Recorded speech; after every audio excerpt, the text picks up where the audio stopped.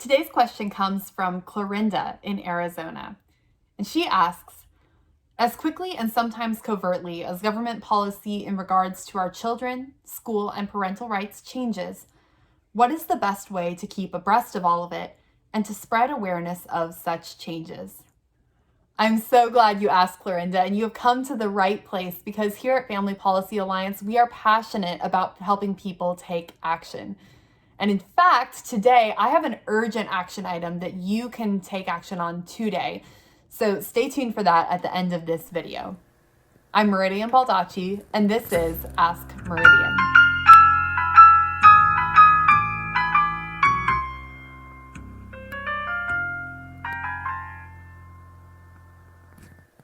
A lot of people come to Family Policy Alliance because they want to know, how can I take action on the important issues that are affecting our families today? Whether that's school or parental rights or religious freedom, life, sex and gender, you name it. There are so many issues that are affecting our families today, and people rightfully want to take action. And here at Family Policy Alliance, we are passionate about helping people do just that. So today I want to share with you a few ways that you can get involved with us and with some of our allies so that you can stay informed, you can take action, you can share about that with your friends. And then I'm going to actually give you a couple of action items that you can take today to make a difference. So first, what can you actually do to get involved and to learn more? First, you can get involved with Family Policy Alliance by going to our website, that is familypolicyalliance.com. Again, familypolicyalliance.com. And if you go on there, you can subscribe to our email list, or you can also click on our Action Center, which will take you directly to action steps that you can take now. In our Action Center, we regularly provide opportunities for you to send messages to your elected officials, whether at the state or national level, on important family issues that are going on. So I encourage you to check that out. You can make sure that you're always getting updates about our latest action alerts by, like I said, being subscribed to our email list, but also following us on social media. You'll find us on Facebook, Twitter, and Instagram. And you can also find us on YouTube, which may be where you're watching this video. So I just encourage you to hit that subscribe button and make sure that you don't miss any urgent updates that we may share with you. In our Action Center, when you go there, you'll find the opportunity often to simply sign your name to a pre-drafted letter. It's very easy and you can just hit send. Other times we'll give you options to personalize that and to make sure that you're really contacting your lawmaker in the most effective way on the most important issues. But we're not the only ones doing this, and I really want to highlight today some of our state partners as well. We are proud to have friends in about 40 different states who are actively working on these issues at the state and local level. They're family policy councils, and you can find out about them by going to the Promise to America's Children website. Many of them are signers to the Promise to America's Children, something we'll talk about more here. But if you go to promisetoamericaschildren.org, you can see on there a list of different state allies who are actively working on these issues. So find one in your state, get involved with them, and they will also be providing you action items right there in your state. Well, with that said, what can you actually do today? I'm so glad that Clorinda brought up schools because there's actually an urgent education issue going on right now.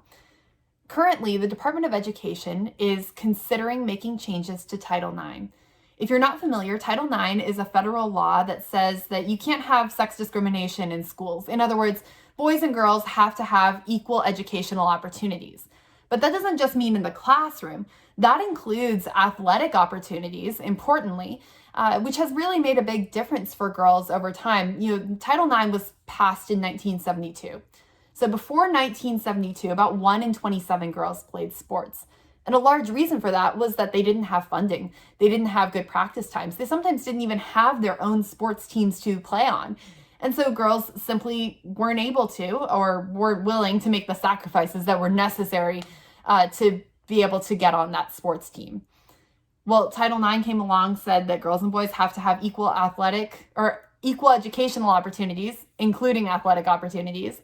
And when that happened, girls began to be able to have more athletic opportunities to engage in sports. And now we see that just at the college level alone, 100,000 girls are playing sports. What a huge difference. That's all because of Title IX. But the reality is that now the Department of Education is considering redefining sex in Title IX. If they did that, that would allow boys to claim that they feel like they are girls and they deserve to be on the girls' team. Well, of course, that means that they're taking away opportunities that were reserved for women in the first place, undermining the whole purpose of Title IX. Redefining sex in Title IX would also mean that boys would be allowed potentially in girls' locker rooms and in their bathrooms and other private protected spaces. The Department of Education should not be able to determine, though, the first time that a girl is seen undressed by someone of the opposite sex.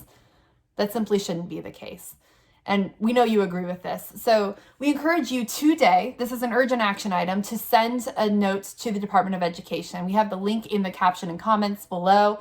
You can just click there and easily send a message to the Department of Education, letting them know that they should not change the definition of sex in Title IX. However, this opportunity ends at 5 p.m. Eastern time today. So if you're watching this today, this is Friday, and if you are seeing this later, past 5 p.m., I want to give you a couple other action items that will be on your radar for the future.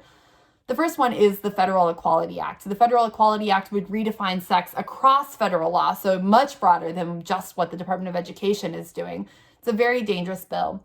And while we've been successful in opposing it, we expect that it could come up for a vote anytime. So when we sound that alarm, we want you to go and take action. So that's another reason to make sure you're subscribed to our email list, that you're following us on social media, so that when we sound that alarm, you can send that message to your senators, letting them know to oppose the Federal Equality Act. And then stay tuned for further developments on this Department of Education issue.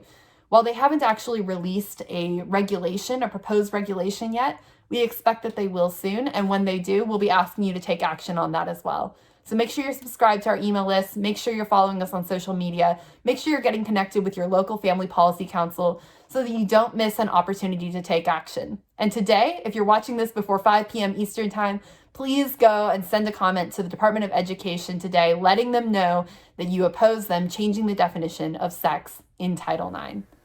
That's all for today, and I'll see you on the next episode of Ask Meridian.